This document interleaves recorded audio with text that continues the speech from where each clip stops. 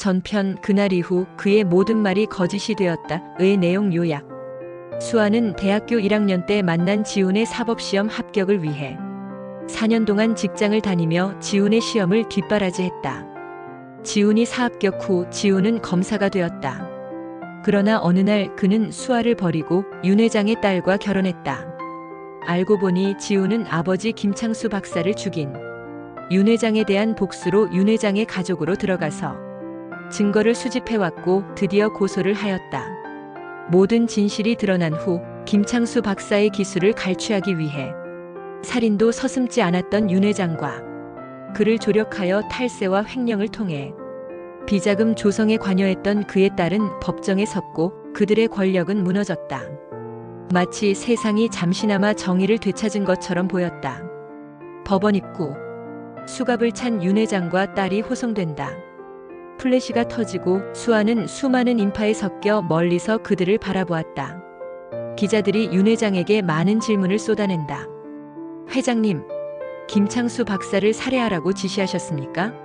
수행비서 외에 다른 공범은 없나요? 따님은 공범 사실을 인정하십니까? 그날 수아는 마치 내 안의 모든 어둠이 사라진 것처럼 느꼈다. 하지만 그 끝에 기다리고 있던 것은 끝이 아니라 또 다른 시작이었다. 몇 달이 지난 어느 봄의 오후, 김창수 연구소 앞에 지훈이 들어온다. 지훈이 조용히 문을 연다. 먼지 쌓인 실험실 안 빛 한 줄기가 비친다. 지훈은 아버지의 연구소를 다시 찾아왔다.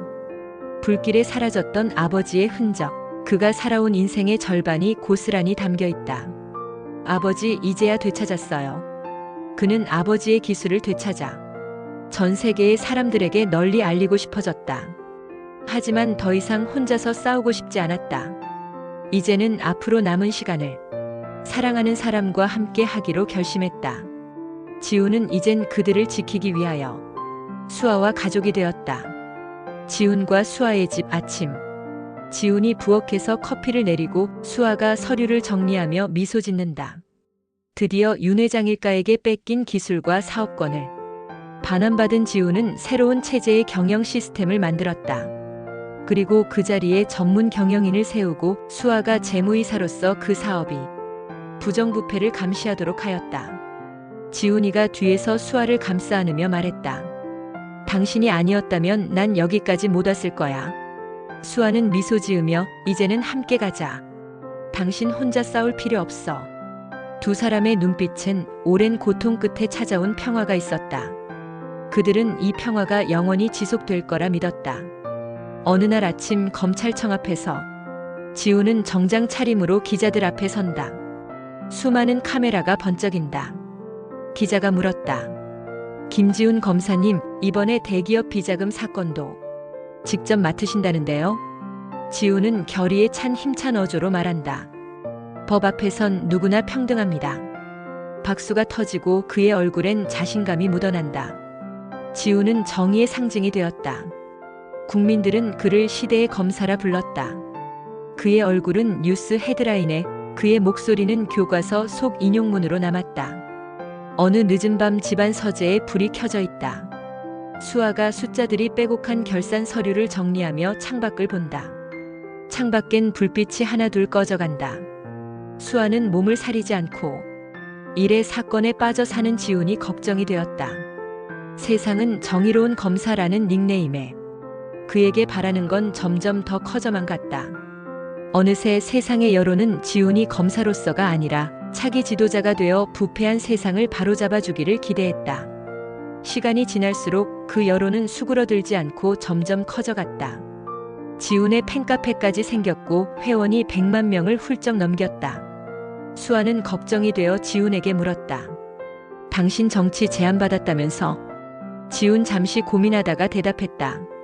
그래, 제안을 받았지. 나도 잘 모르겠어.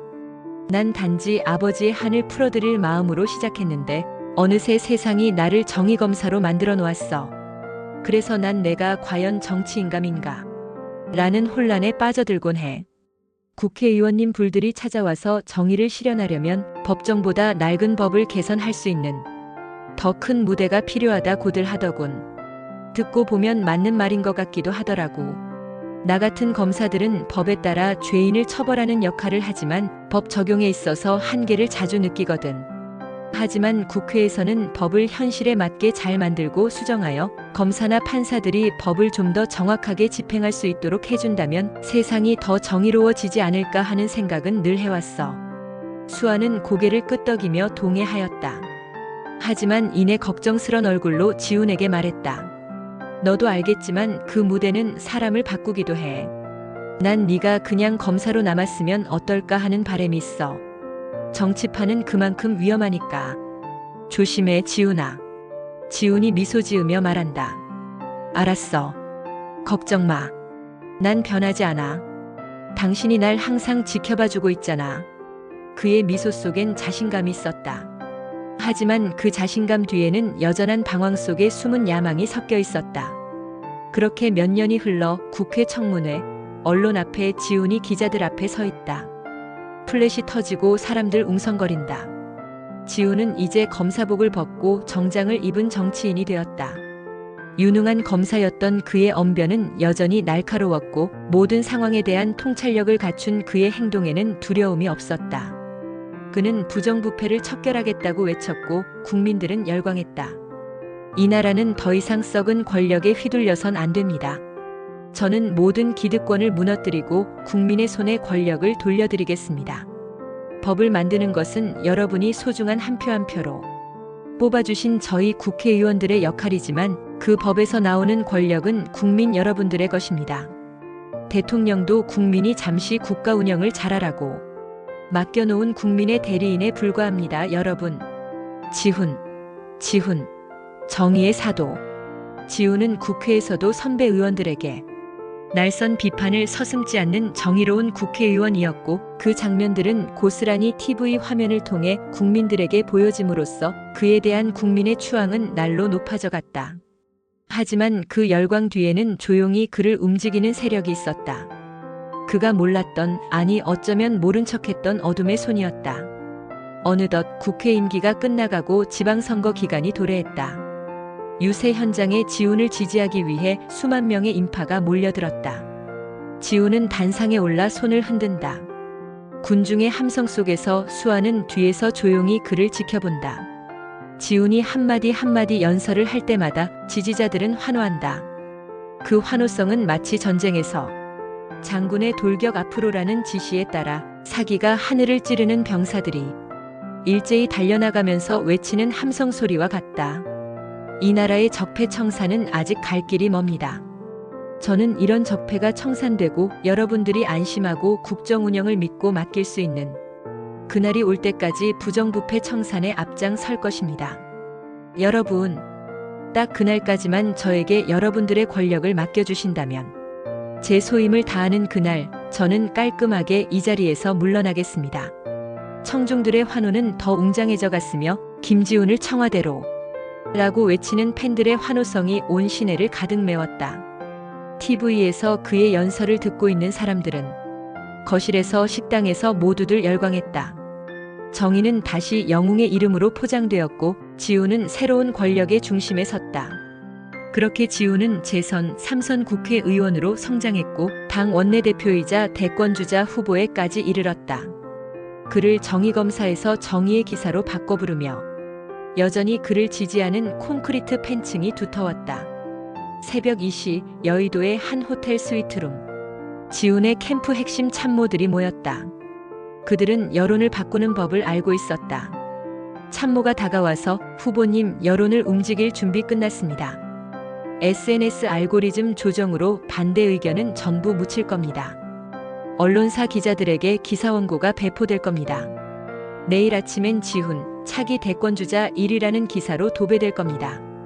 지훈은 그들에게 말했다. 국민이 원하는 건 진실이 아니라 믿고 싶은 이야기다.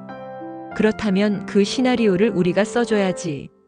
정치 베테랑인 지훈은 정의의 상징이라는 이미지 뒤에서 점점 권력의 설계자가 되어갔다. 정치인이 아니라 정치기술자, 정치꾼이 되어가고 있었다.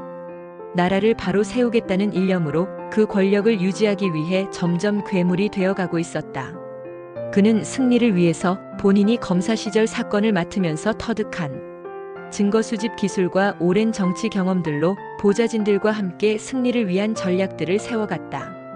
수아에게 보이지는 그는 검사 시절의 그 정의로움과는 점점 멀어지고 있었다. 그의 눈빛은 차가워졌고 그의 말에는 계산이 섞였다. 수아의 질문에도 되돌아오는 그의 말 속에는 진심이 담기지 않은 합리화된 대답밖에 없었다. 어느 날 후보들의 1대1 토론이 시작되고 수많은 카메라들이 후보들의 TV 토론 대담 현장 스튜디오를 비춘다. 스튜디오 토론에서 진행자가 지훈에게 직접 묻는다. 의원님, 많은 시민들이 묻습니다. 정의라는 말이 추상적으로 들립니다. 구체적으로 어떤 변화인가요? 어떤 희생을 감수하겠다는 말입니까? 지훈은 조용히 숨을 고르며 눈빛은 침착하게 답한다. 정의는 한마디로 국민에게서 나온 권력을 국민을 위해 사용하는 것이라고 생각합니다. 정치인과 경제인이 뒤에서 손을 잡고 권력 유지에 집중하고 있는 그 뒤로는 산업기술이 유출되거나 기술 개발에 소홀하여 수출이 줄어들고 일자리를 잃은 실업자들이 줄어들어 결혼, 출산은 뒷전이 되었습니다.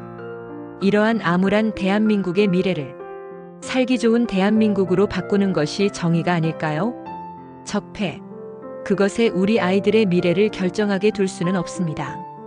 저는 그 구조를 전면 재검토하겠습니다. 그리고 여러분, 이것은 복수나 분노의 정치가 아닙니다. 이건 책임의 정치입니다. 누구든 법 앞에 섭니다. 모두에게 공평한 규칙을 세우겠습니다. 여러분의 삶이 우선입니다. 카메라에는 결의에 찬 그의 표정이 클로즈업되어 비춰진다. 텔레비전 밖에서는 시청자들이 열렬히 환호하고 있다. 며칠 후 거리 유세장에서는 그를 환호하는 지지자들이 광화문을 가득 메웠고 광화문에서 밀려난 지지자들은 대형 전광판이 있는 시청 앞에 이어 청계천까지 빽빽히 채우고 있다. 수십만 명의 지지자들 중에서는 지훈의 명연설을 보기 위해 지방에서 수십 대의 버스를 타고 올라왔다. 그 일대의 대부분의 차량 도로는 통제되었다. 그곳 좁아진 차도 외길을 거북이 걸음으로 지나는 많은 운전자들도 창문을 열고 그 인파들과 함께 김지훈, 김지훈, 김지훈을 연호하며 지나갔다. 지훈의 연설이 시작되었다. 우리는 지금까지 너무 많은 것을 관성에 맡겨두었습니다. 관성은 결국 부패를 키워냅니다. 제가 말하는 정의는 단순한 처벌이나 일시적 쇼가 아닙니다. 먼저 우리가 누구를 위해서 존재하는지 분명히 하려 합니다. 권력이 소수의 이익을 위해 작동할 때 그것은 이미 공적기구가 아닙니다. 저는 그 구조를 바꿀 것입니다. 여러분들이 저에게 주신 것은 권력이 아닙니다. 좀 더 나은 전문 지식으로 나라를 잘 이끌어가라는 권한일 뿐입니다. 권력은 국민 여러분들에게만 있습니다. 저는 그 권한을 이용하여 살기 좋은 대한민국, 결혼해서 가족들과 행복하게 살 수 있는 대한민국으로 만들고자 합니다. 저는 현재 대한민국 내에 적폐로 구축된 구조를 바꾸고자 합니다. 물론 구조를 바꾸려면 불편함이 뒤따릅니다. 그 불편함은 단지 몇몇 사람들의 이익을 빼앗는 것이 아니라 오래된 관행을 깨는 것이기 때문입니다. 하지만 저는 묻습니다. 우리가 다음 세대에게 어떤 나라를 물려주고 싶은가요?